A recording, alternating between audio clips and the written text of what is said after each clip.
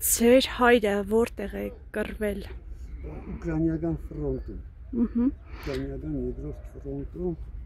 եղել է 7 բամբարդիրովշիկ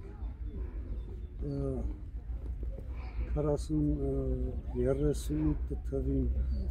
բանակ է գնաց է, սովորել է Կիևի 7 училищան, պատերազմը սկսվել է ու ինքը տուն չի եկել։ Կռվել է մինչև 45։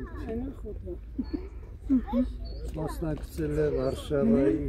ազատագրմանը, Բերլինի ազատագրմանը, Պրագայի ազատագրմանը։ Ունի պարտի շքանշան,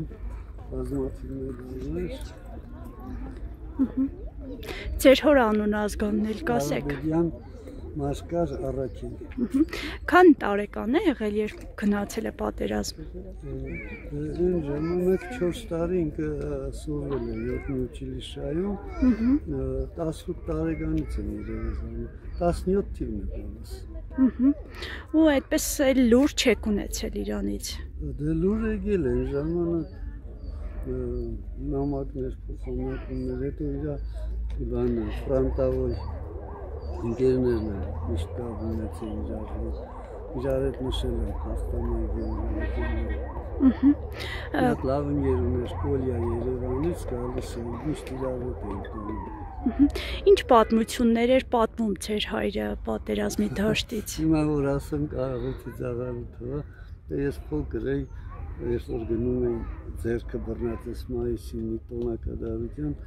ասում էի պապ հեչնենացիս բանել ես, սեշտը ողլ էտկան բոմբ եմ գցել, որք մեկը մահացած եղնի։ Հիմա այս տոնի խորհուրդը կարծեք թե կորել է այսպես։ Խորհուրդը մեր հայրերի, մեր պապերի հաղթանակն է, դուք գիտեք որ ամենաշատ մասնակցությունը հայ ժողովուրդն է ունեցել,